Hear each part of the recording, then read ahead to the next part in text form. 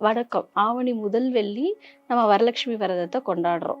இந்த வரலட்சுமி விரதத்தை கொண்டாடுறதுக்கான மிகப்பெரிய காரணம் என்னன்னா, நம்மளுக்கு மாங்கல்ய பலம், செல்வ வளம், அஷ்டலக்ஷ்மி, அஷ்ட ஐஸ்வர்யங்கள் எல்லாம் நம்மளுக்கு வீடு தேடி வரணும் அப்படின்னு சொல்லி நம்ம இந்த விரதத்தை அனுஷ்டிக்கிறோம். இதுக்கு நம்ம என்ன செய்யணும் அப்படின்னா, ஆஹ் ஆஹ் வழக்கம் போல பெண்கள் எல்லாம் சுமங்கலி பெண்கள் காலையில அதிகாலையில எந்திரிச்சு ஸ்நானம் பண்ணி அம்பாளை வழிபட்டு நம்ம இந்த விரதத்தை ஆரம்பிக்கிறது ரொம்ப சிறப்பு. காலையில் உங்களுக்கு உங்கள் மனசுக்கு பிடிச்ச மாதிரி நம்மளுக்கு வீடு வாசல், வீடு கதவு எல்லாமே நம்ம சுத்தம் பண்ணி, ஒரு வாசலில் மாவிலை தோரணம் கட்டி, ஒரு அழகான கோலம் போட்டு வீடை சுத்தம் பண்ணி, நம்மளுக்கு முடிஞ்சால் நம்ம லக்ஷ்மி பூஜை பண்ணணும் அப்படின்னா நம்ம பசுவை வீட்டுக்குள்ளே அழைக்கிறது, அந்த மாதிரி விஷயங்களும் நம்ம பார்த்துக்கலாம். நம்ம ஒரு கலசம் வைத்து அழைக்கிற முறைன்னு ஒன்று இருக்குது. அது வழியாக நம்ம பண்ணுறவங்க கலசம் வச்சு லக்ஷ்மி தாயாரை வீட்டுக்குள்ளே அழைக்கிற முறைன்னு ஒன்று இருக்குது. நம்ம காலையில் சாமி கும்பிட்டு ஒரு விரதம் இருந்து மத்தியானம் விரதம் விட்டு சாப்பிட்றவங்க சாப்பிட்டாலும் சரி.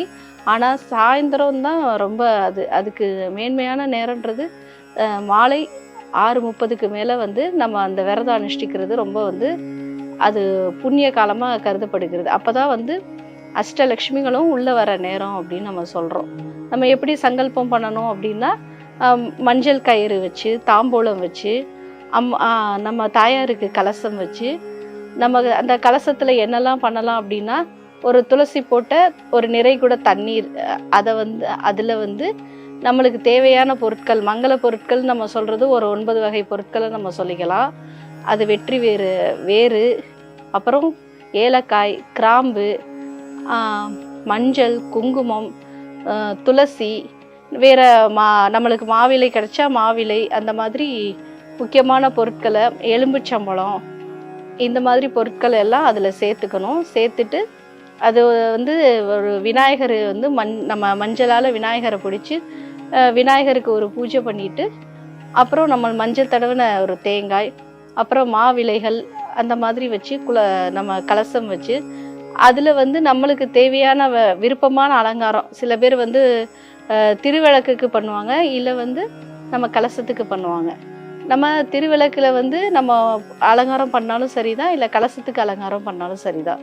நம்மளோட விருப்பத்துக்கு ஏற்ற மாதிரி அம்மனை, அதாவது தாயாரை அலங்காரம் பண்ணி நம்ம மனையில் உட்கார வச்சு, ஒரு சிவப்பு நிற உங்களுக்கு வீட்டில் இருந்தால் ஒரு பலகையை விரித்து, அது மேலே ஒரு சிவப்பு நிற துணியை விரித்து, அது மேலே நம்ம லக்ஷ்மியை, அதாவது தாயாரை சங்கல்பம் செஞ்சு நம்ம வச்சுக்கிறது ரொம்ப நல்லது.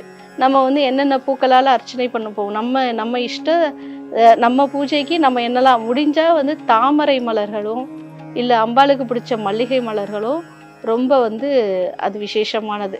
அதை வச்சு நம்மளுக்கு முடிஞ்சால் லக்ஷ்மியோட 108 சோஸ்திரம் சொல்லலாம்.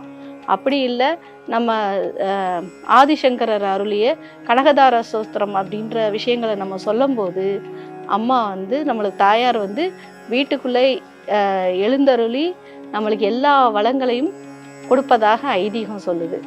அதனால எல்லா பெண்களும், சுமங்கலி பெண்களும் நம்ம மெயினாக திருமாங்கல்ய பலம் கொடுக்கறது, அப்புறம் நம்ம வீடு நிறைய செல்வம், பிள்ளைங்களோட வளம், ஐஸ்வர்யம், தனதானிய சேமிப்பு, இந்த மாதிரியான விஷயங்கள் எல்லாம் அதை ரொம்ப இரட்டிப்பாக்கும். நம்ம இந்த மாதிரி விஷயங்களுக்கு நம்மளுக்கு தேவையான பிரசாதங்கள் நம்ம கொடுக்கும்போது, ஒரு ஒரு தயிர் சாதமோ, ஒரு நம்மளால் முடிஞ்ச ஒரு நெய்வேத்தியங்கள் படைக்கும்போது நம்மளுக்கு அது இன்னும் சிறப்பாக, நம்மளுக்கு ஒரு மன திருப்தியோட 3 வகை சாதங்கள், நம்ம தயிர் சாதம், சக்கரை பொங்கல், முடிஞ்சால் லெமன் சோறு, அந்த மாதிரி 3 வகையான சாப்பாடு, அப்புறம் பழங்கள், காய்கனிகள், அப்புறம் முடிஞ்சால் நீங்கள் நாணயங்களையும் வச்சு அம்மா நம்ம தாயாரை பூஜை பண்ணி வீட்டு மனைக்கு அழைச்சி சகல சௌபாகியங்களோட நம்ம பூஜை பண்ணி நம்ம அம்மாவை சேவிக்கிறோம். திருமணம் வயதில் இருக்கிற பெண்கள், அதாவது ஒரு 19 வயதுலேருந்து 21 வயதுக்குள்ளே இருக்கிற ஒற்றை படையில், அதாவது முடிஞ்சால் 5 பேர், முடிஞ்சால் 9 பேர், இந்த மாதிரி நம்மளால் முடிஞ்ச காணிக்கைகளை அவங்களுக்கு நம்ம கொடுக்கலாம்.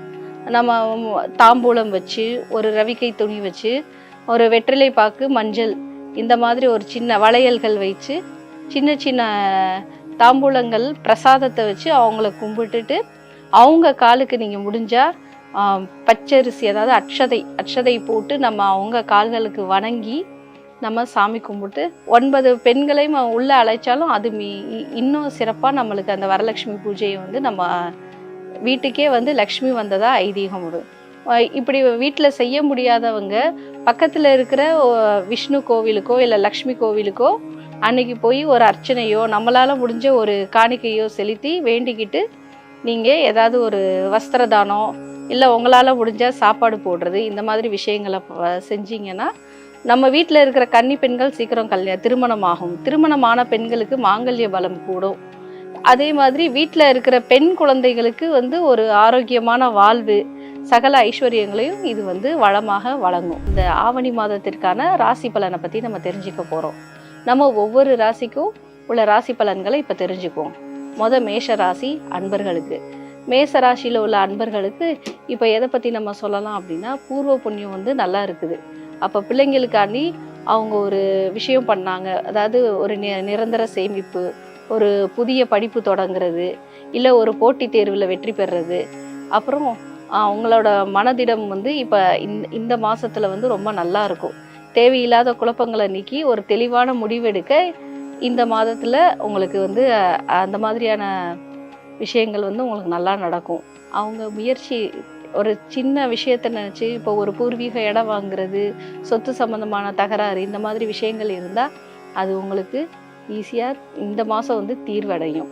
அதே மாதிரி நீங்கள் உங்கள் பசங்களுக்காண்டி ஒரு முதலீடு போடுறீங்க, இல்லை உங்களோட வேலைக்கு ஏதாவது ஒரு ட்ரை பண்ணுறீங்க, ஒரு ப்ரொமோஷன் நோக்கி போகிறீங்கன்னா இந்த மாதம் வந்து உங்களுக்கு ஈஸியாக ப்ரொமோஷன், அப்புறம் வேலை வாய்ப்பு, அப்புறம் வந்து பிள்ளைங்களுக்கு ஒரு ஆதாயம் அப்படின்ற விஷயங்கள் நல்லா இருக்கும்.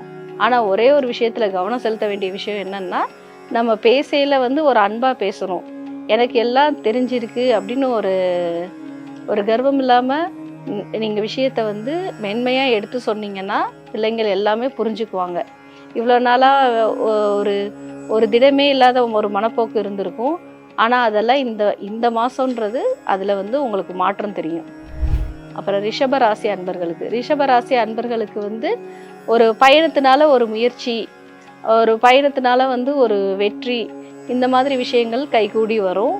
அதே மாதிரி வேலை சம்மந்தமான இப்போ நம்ம வந்து ஒரு புதுசாக தொழில் தொடங்கணும், ஒரு அதிகமான லாபம் பார்க்கணும், அப்புறம் வந்து ஒரு முதலீடு செய்யணும், அதுவும் நம்ம தொழிலை நோக்கி ஒரு முதலீடு செய்யணும், ஒரு வருமானம் வந்து ஒரு 2 வருமானம் 3 வருமானம் பார்க்கணும், வீட்டில் இருக்கிற வேலை பத்தாது, ஒரு புதுசாக ஏதாவது ஒன்று தொடங்கி நம்மளுக்கு அதில் வந்து வருமானம் வரும் அப்படின்னு நினச்சிக்கிட்டு இருக்க ரிஷபராசி நேயர்களுக்கு வந்து இந்த மாதம் வந்து ஒரு அனுகூலமான மாதமாக அமையும்.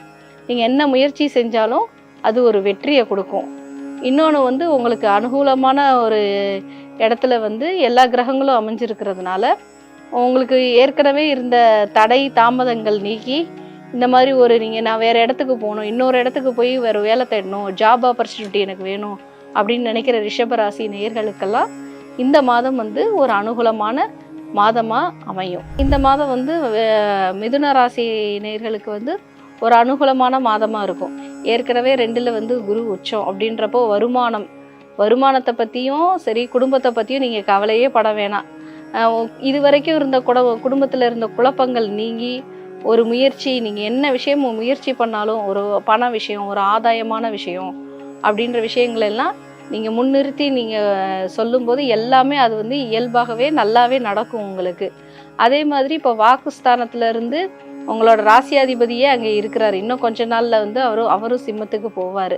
அதனால உங்களோட பேச்சு வந்து உங்கள் குடும்பத்தில் எடுபடும். நீங்கள் சொல்கிறத உங்கள் அண்ணன் தம்பி சகோதர சகோதரிகளெல்லாம் கேட்டு நடப்பாங்க.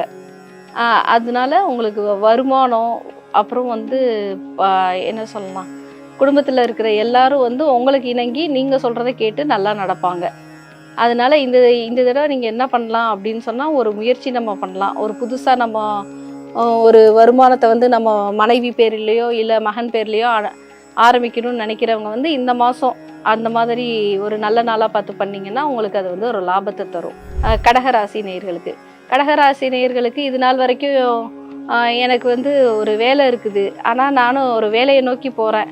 ஆனா எனக்கு ஒரு வருமானம் இல்ல.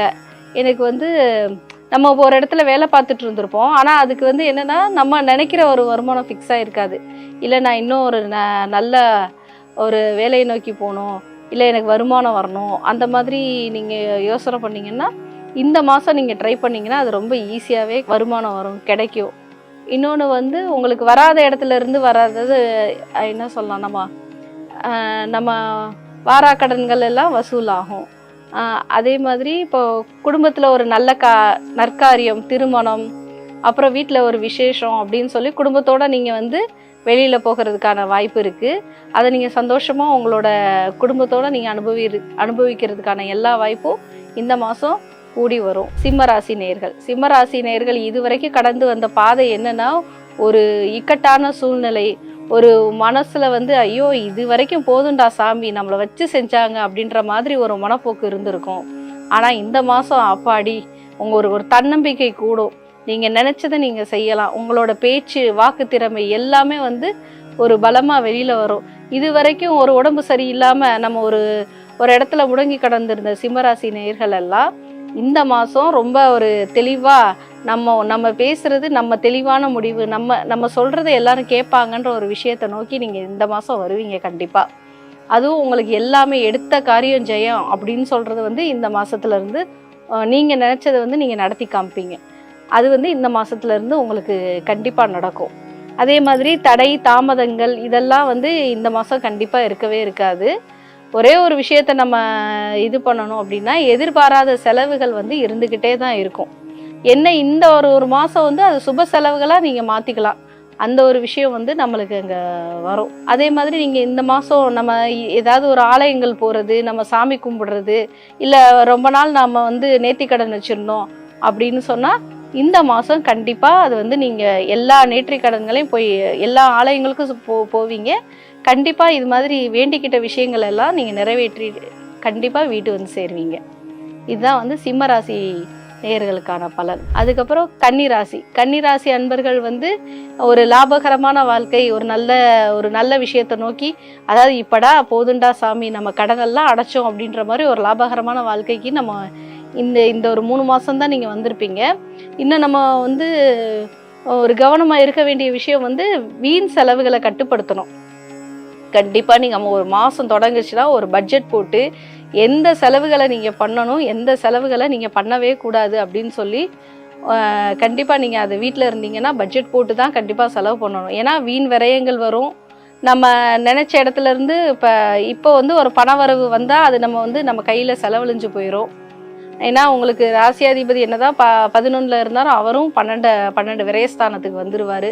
அதே மாதிரி தூக்கமே இல்லாம நம்மளுக்கு ஒரு வேலை பார்க்குற மாதிரி ஒரு சிச்சுவேஷன் வந்து இந்த மாசம் வரும். அதெல்லாம் நீங்க வந்து முன்னாடியே தயாராகி அதுக்கேற்ற மாதிரி நீங்க குடும்பத்தை கொண்டு போனீங்கன்னா இந்த மாசம் ஒரு லாபத்தை நீங்க பார்த்துடலாம்.